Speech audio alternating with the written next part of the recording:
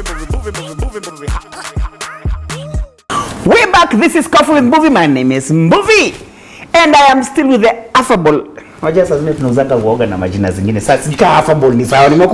The idea is to just say it very confidently. Oh, yes, we're back with the affable, the exquisite, the brand himself from Burale. I'll show over there. Robert Burale. Or Morada, if you like. Yeah, we are one nation. Any tribe is us. Absolutely. From Burale to Texas, Potter's house. Tell me that story. I saw some articles of yours with TD Jakes. Yes. How did he spot you in the whole crowd, man? How? TD Jakes is a spiritual father to my spiritual father. Oh, Morisi. Yes. Wow. TD Jakes is Bishop Moridi's spiritual father. Has a lot of love for Bishop Moridi. Yes. And the first time I went to the US for the Pastors and Leaders Conference, yes, it was courtesy of my bishop. Oh, wow. Yes, so I was just a partaker of the grace that I serve under. Yes.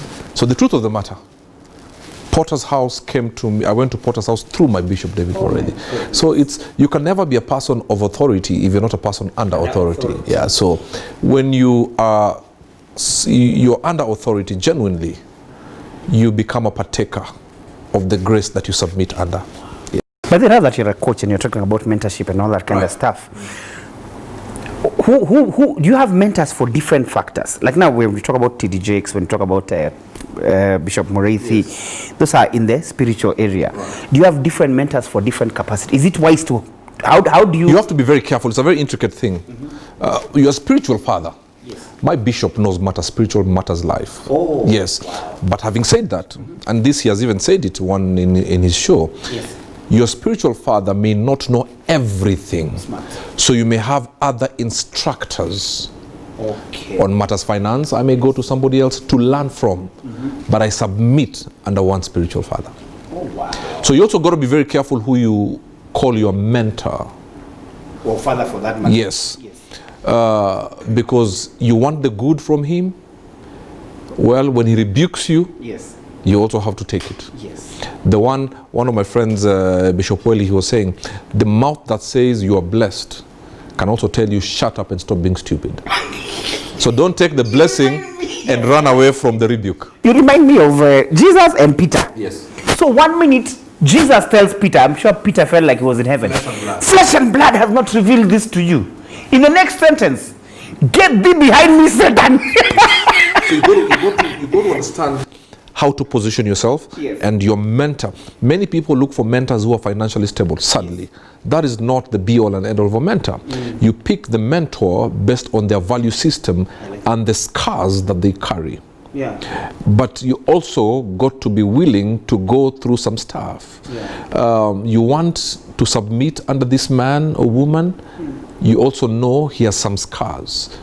Are you willing to go through some stuff? Yeah. Or are you willing to still know his or her scars, yeah, and still honor him as your mentor? Wow.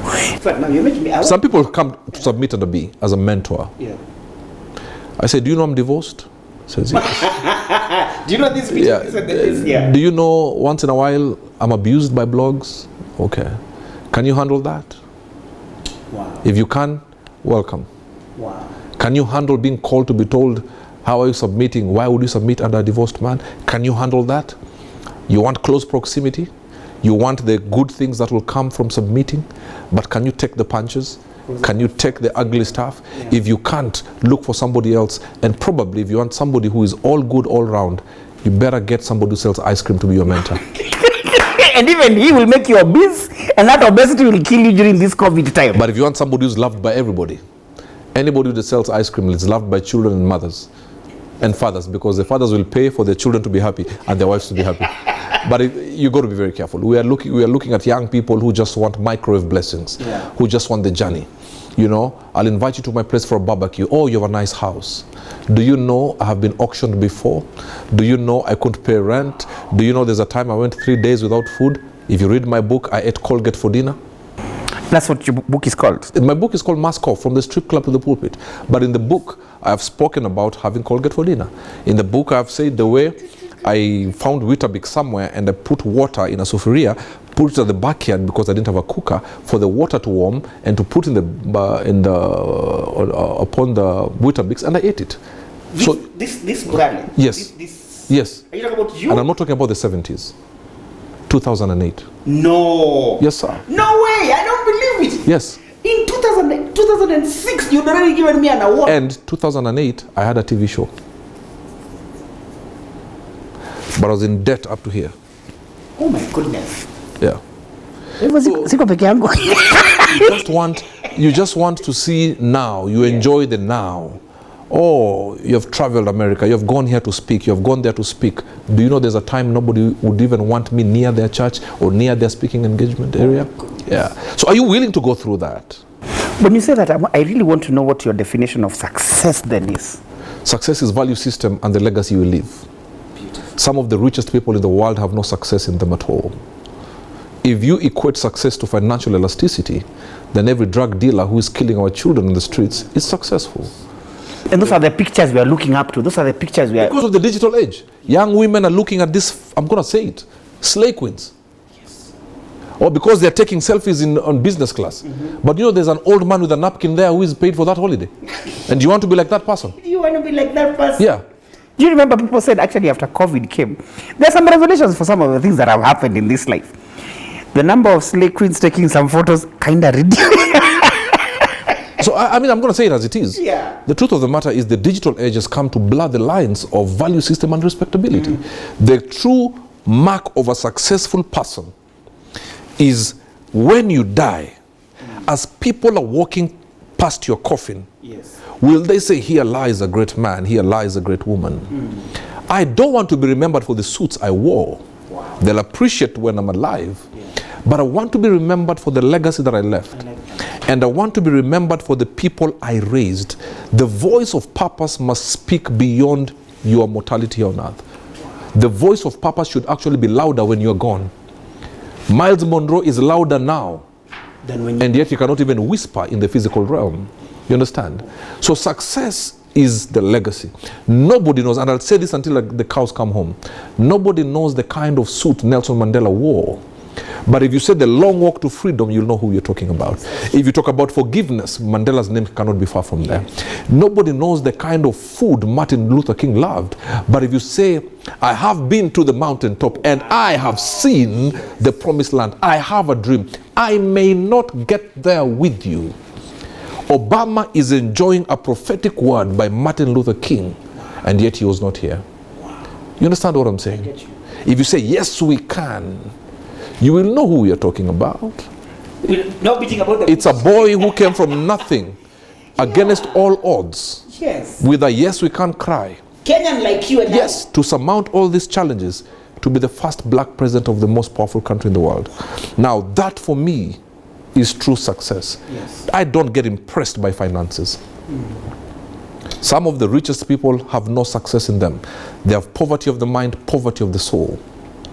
Some of the brokest people in the eyes of man have raised people in the slums.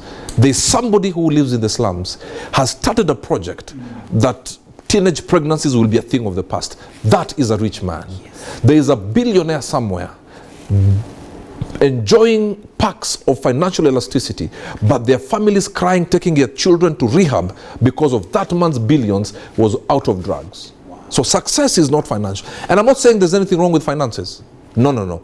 But that should not be the be-all and end-all. Move it the day, because let me tell you, today we are a day closer to our death. You and I, and everybody else who is here. That's. Please repeat that. You are a day closer to your death. Let me even say this. There's somebody who is 5 minutes away from their death. There's somebody who is 10 minutes away from their death, and there's somebody who will die tomorrow. When your life flashes in front of your eyes, will you die smiling, having said, I lived a life of purpose? I am tired of mediocre stuff. And that is why you asked me at the top, how do you manage some of these things, the things you go through? Bro, when I die, it will not be what did blogs say. Is how successful was your life in as far as purpose, impartation, and the voice of purpose was concerned. Even for you. when you go, somebody must say in your lineage, my daughter's granddaughter must say, I thank God there was a guy called Robert Burale in our lineage. Yes. We are enjoying this. I look at the Moody Awori family. Yeah. They're from Busia. Yes. I was told Moody Awori's father would walk with a Bible and a stick. Any kid who is not in school, Tandika, go to school. Get people on the streets, preach the gospel. Wow. His lineage, his generation is blessed. Look at them now. Forget even about the Moody Aworis. Look at their children. CEO in banks. The one who's not in this country is doing great things in Uganda. What we do will have far-reaching repercussions on our generation. Oh my. What you do not deal with, your children will have to deal with. Okay. The snake that was not dealt with in the book of Genesis is the dragon in the book of Revelation. I like that. So some people are fighting battles their fathers did not finish.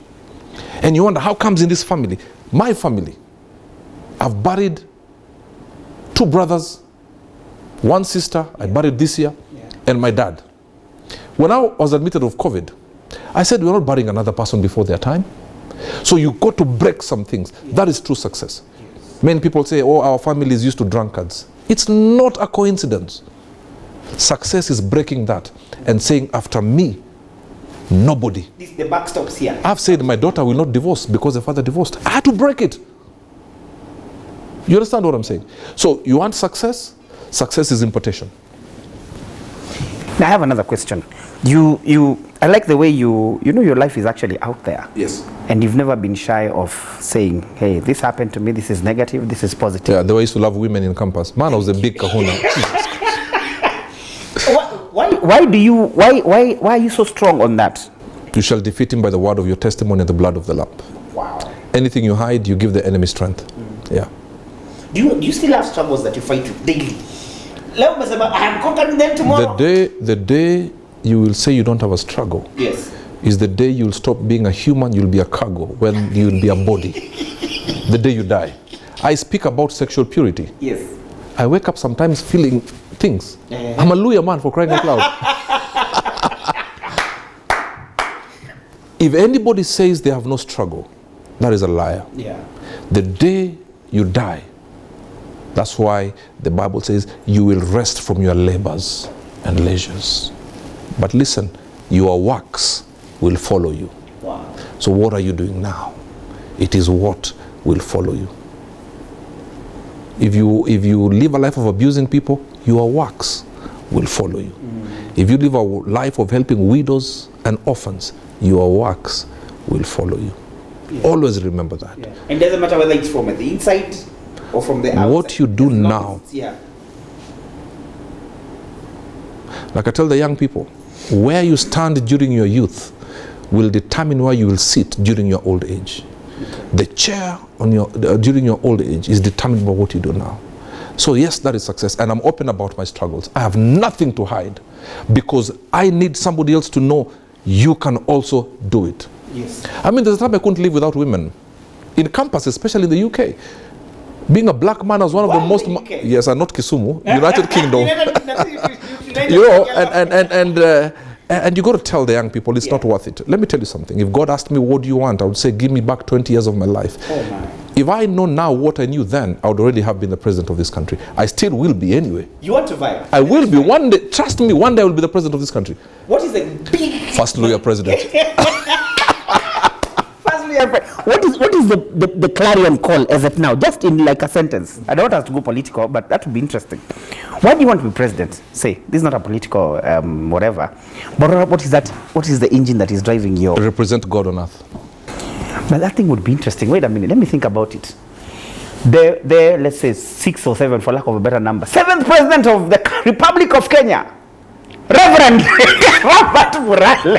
So you better call me Arbi and Murade as long as you want, because there'll come a time you'll have to call me Your Excellency. At this rate.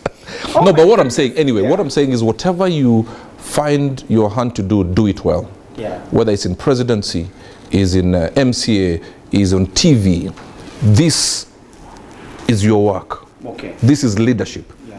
You understand? This is a medium that you're speaking to many people. But anything you do that does not change lives, you have wasted your time. Let me ask you, when did you know because I'm curious, because I met Burale, the businessman. Yes. Then now I know RB, the coach. Yes. I know RB, the fashionista. Yes. I know RB, the pastor. Then now I'm beginning to know about the RB, the presidential aspirant. Yes. In the future. Yes. When did it, which one did you first know?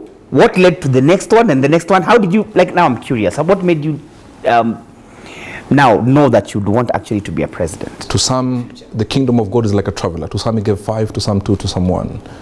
You know, sometimes a 1 kind of gift guy will not understand what a 5 gifted kind of guy wants to do. I just believe in some things. My calling is to preach the gospel. Yes. But along the way, there are places, you know, preaching the gospel is not just pulpit. It's not just. No. It's not just. It's not just, no. Preaching the gospel. Jeremiah chapter number 1, I made you a prophet to the nations. You can be prophetic in business.